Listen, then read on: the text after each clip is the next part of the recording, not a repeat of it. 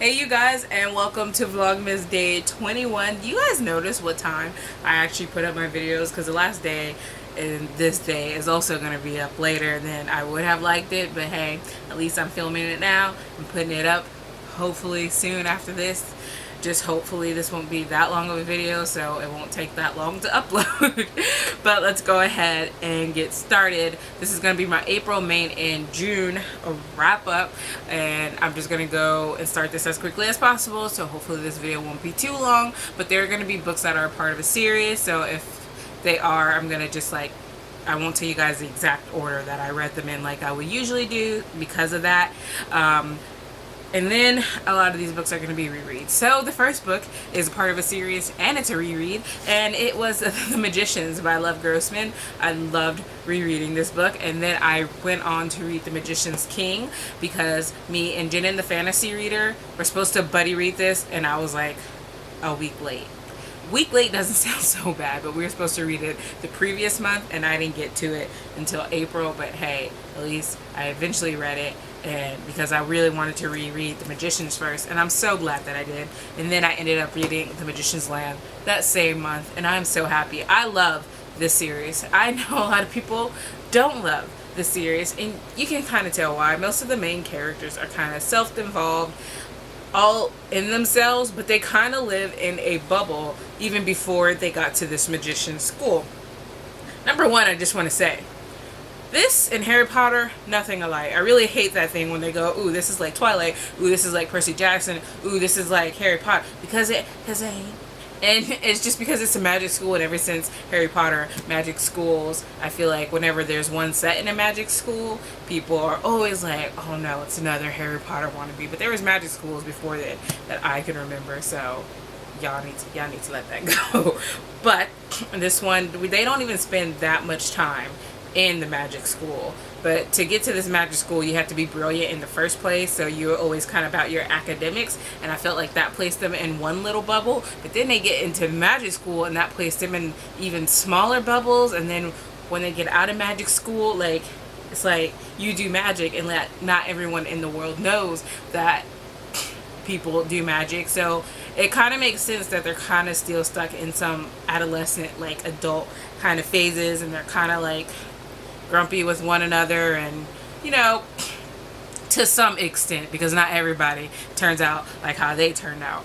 But I do have to say that once we get past this one is just we have Quentin's point of view, and then in the other ones we have like different point of views, and I really thought that opened it up a little bit more, because in the first book I really thought it worked well with just his point of view, but in the second book and the third book it was interesting to see and know other people's stories and get more pieces of the puzzle, and I really enjoyed that fact. Also, you can see them growing throughout this story a little bit. I mean, it's not going to be like something completely major where they change and do 180 rewind of themselves. They're still themselves, but they grow and learn along the way, and I really like that because they're not unrecognizable totally 100% by the end, but you do recognize the changes that have taken place with them. And I also watched the TV show, and I just have to say that TV show and the books quite differ in a lot of ways. I do love the TV show in its own way, and I just think of it as an alternative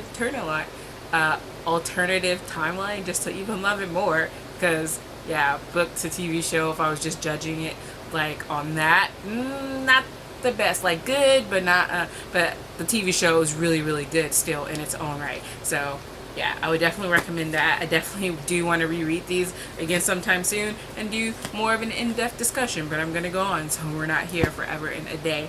Moving on from that, the next book that I read was Peter Pan by J.M. Barrie. I got it Penguin Chalk edition, and then I have this beautiful illustrated interactive Elements edition. So this just proves right here, I own 2 copies. I love this book. It wasn't a surprise that I was going to love it because, come on, Peter Pan, great movie. My favorite movie, though, is the 2003 version. But, you know, reading the book does give you a whole new perspective, like, on Peter Pan, which have been kind of hinted at when I used to talk about it with some other people who have had read it. And in the book, he is a lot, like, darker. But he's also I guess it doesn't come across as mean. Peter Pan is really, he's not good, he's not bad, he is just uncaring to a certain extent.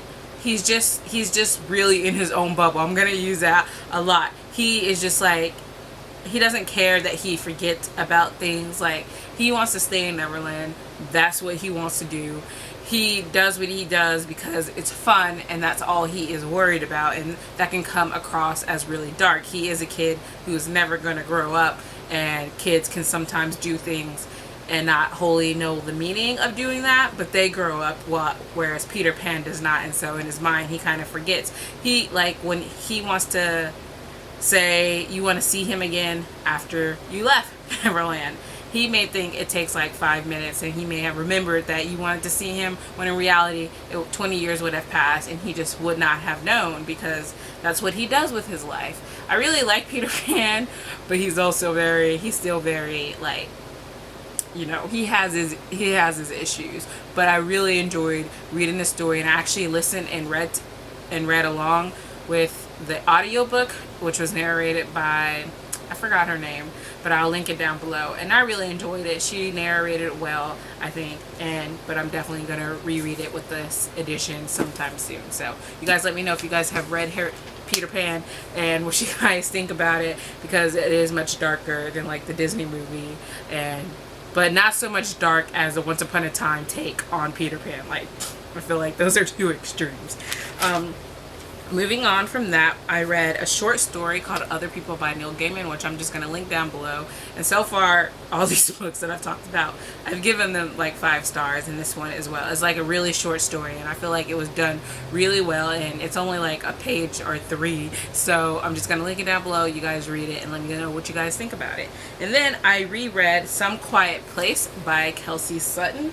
And again, I love this book, so it wasn't a surprise. I can't feel sadness, anger, or fear. I can't feel anything. I've grown talented at pretending. So the main girl, she can see the manifestations of emotions like longing, hate, and anger, and there is like a whole background of her journey that we are seeing to how she sees these things. And I really love just the whole premise of that, because no one has ever really done a manifestation take on things that I can't really remember. But I do feel like it was a bit predictable, but predictable in a good way for me, and not in a bad way. And not just because I was rereading it, because I felt the first time it was slightly predictable as well. But hey, what you gonna do? There is another book in here that I'm really looking forward to reading. Hopefully I can get to it before the end of the month, but if not, next year won't be so bad. So there we go. Then the next book that I reread, yes, I know, is The Red Pyramid by Rick Riordan, and this was another 5-star read, and this time I listened to it on the audiobook. And I actually listened to the audiobook for quite some time, but it was like a nice slow story. So this one we have Carter Kane and his younger sister Sadie, and they figure out like their like magician type things, and after their father like does something that he wasn't supposed to do, and they kind of learn their family history, and we're going like on a trip throughout the Egyptian secret order of like the gods and stuff, and how everything computes. And I just loved it again, because number one, I like learning about the Egyptian side of the god and goddesses, and then it was just so heartwarming a story, and so much has happened, and I really need to reread the other 2, but I'm also going to be kind of sad for when it ends. So there we go. And then we got May. In May, the first thing that I read was Dead City. Not a reread.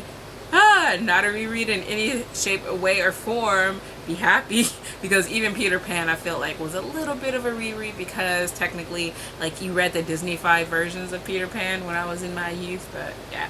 All new story, Dead City by Joe McKinney. This was another buddy read for me with Janie from Bookworms of Buddy, and this is a zombie apocalyptic. This one was a really fast pace. We follow this one character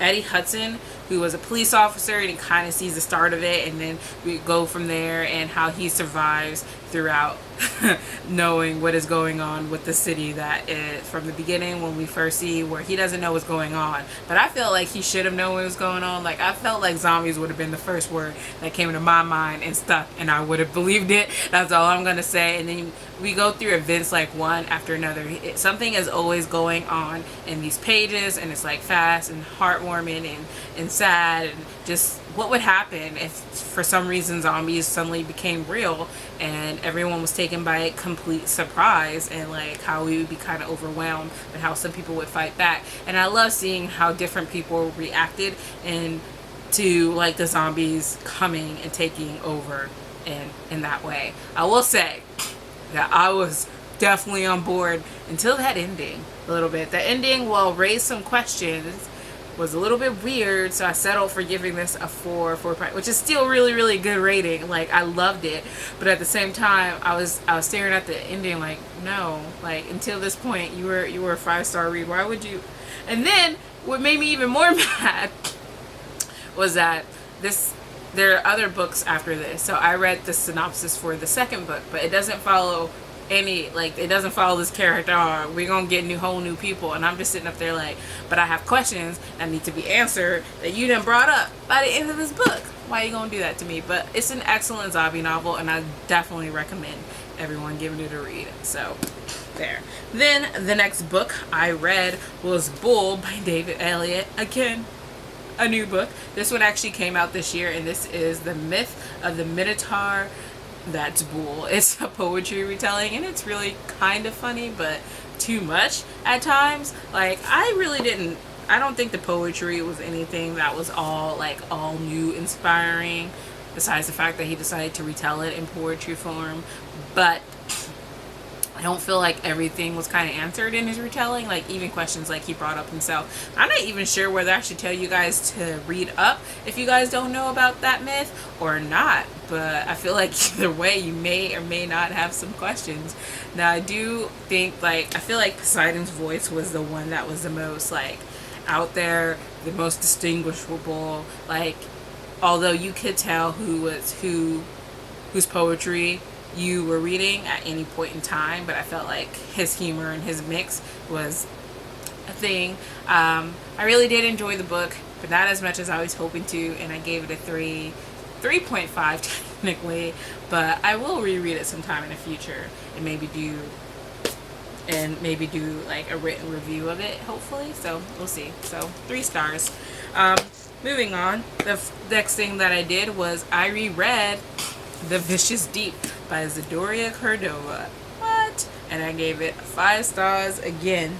But in June, the first thing that I read was The Savage Blue, which was again another reread, and I ended up giving it 3 stars. My first review of it, I gave it 4 stars. But then now I gave it 3 stars. But on my review, I also put 3.5. It was a very confusing thing for me. So anyway, I'm gonna leave my link for this review down below. But I will talk a little bit. This book series follows this boy, and he finds out he is a merman, and how to deal with all that stuff. And I really like that. You don't read too much mermaid stories these days, and especially with a guy's point of view of that. But in the first book, I really loved it. I really enjoyed getting to know all the characters, and I do love the majority of them. I'm loving the world and how everything is starting and building. And even the small irritations didn't really bother me until we got to the second book.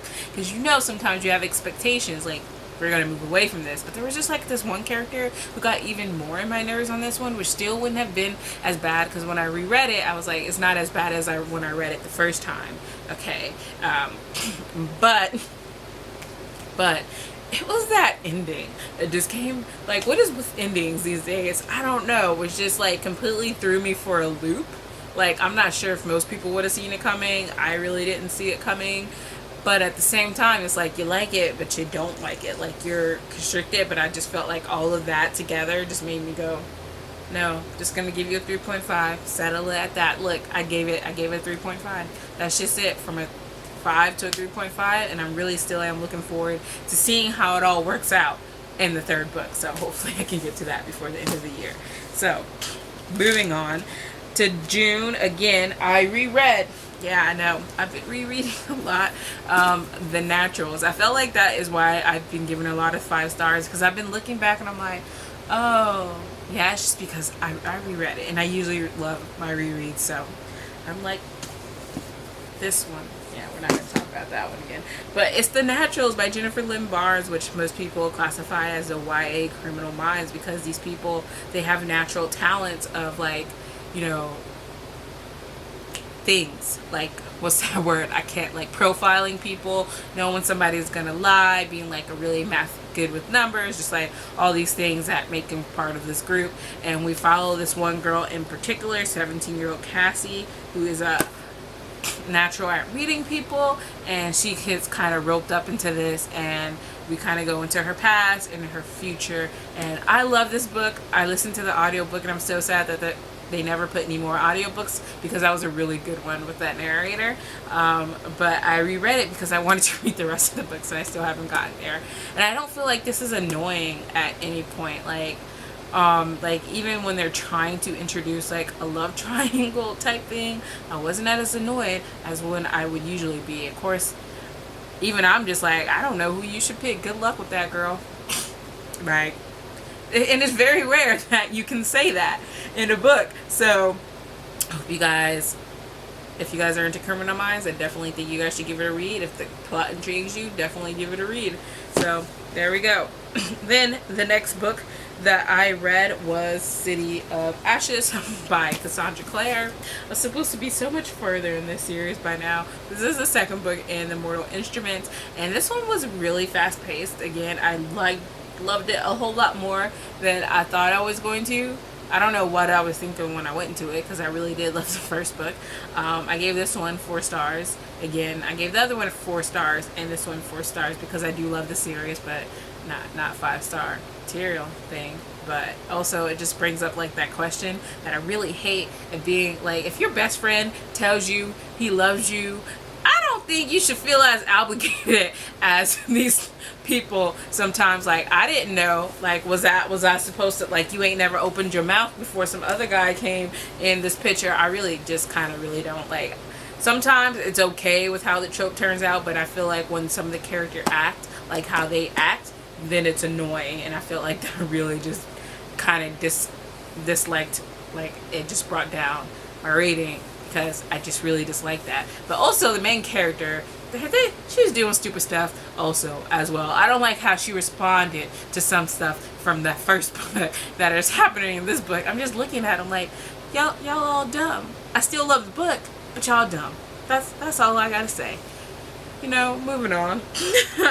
The next thing that I read was A Norse Mythology by Neil Gaiman. Thank you, Alan, for giving me this book for my birthday. I loved it. I listened to it and I read it.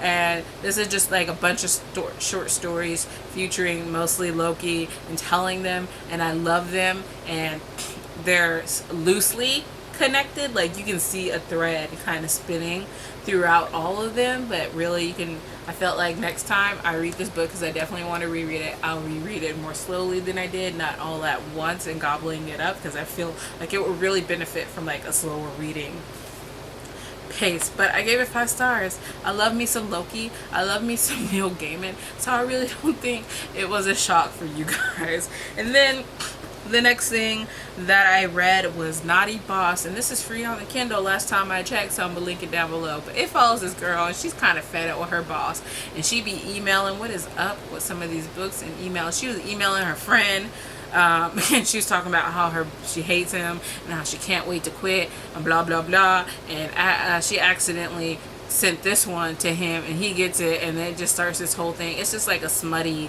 romancy type of book, and it was okay for what it was. I gave it 3 stars because I didn't feel as connected to the characters as I would have wanted to in this short smutty book. Like, I think this one could benefit from being longer than it was, but it was a nice short, nice read. 3 stars. So the next thing that I read was Traitors Blade, and this isn't the right book. This isn't the right one. Okay, the next thing that I read was Traitors Blade by Sebastian de Castell. Some people have touted this as like a Three Musketeers kind of retelling set in like a fantasy thing, and it was amazing. I love the world.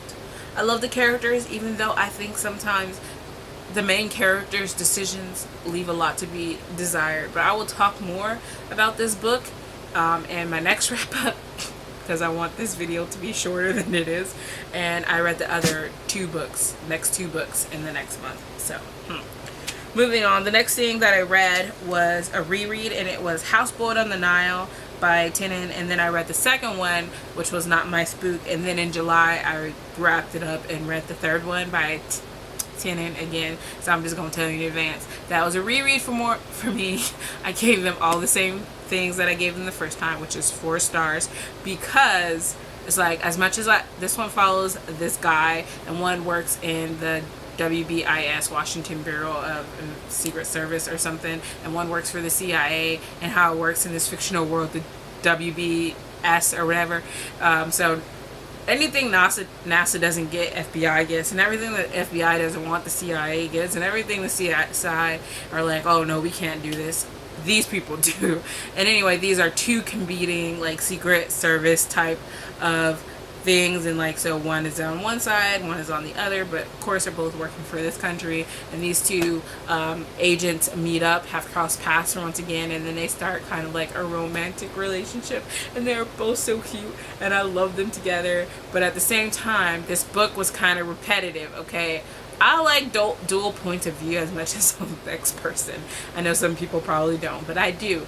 But a lot of times, like, she didn't know how to make it so that we weren't getting like the same word for word type of information a lot. I feel like she got a little better as the series went on. Like by the 3rd book, she was good, and I learned recently that she has even more books following these 2. But so I'm definitely gonna read that, and I just hope she has fixed that problem of like, you know, going back and forth. And it's not like I don't want to know how the other person feels, but I don't need to know. Like, it wasn't like she was telling us exactly, she was just saying it, but from the other guy's point of view. Like, that gets annoying after a while, no matter how much I love the characters. And also there were just like some weird sentence and language structures that I just couldn't get behind. Like you can go back up and correct that, you know, you can update those Kindle things. You think somebody might want to go back and do that for her, because if I notice it, then yeah, you know, just once in a while, it's like I had to reread a sentence 1 or 2, 3 times before I was like, oh, okay, that's how that conversation flowed and went. Okay, spacing is a thing, and we should all use it. Yeah, so that's all that I'm gonna talk about. This video's already 22 minutes, so I'm gonna see you guys later.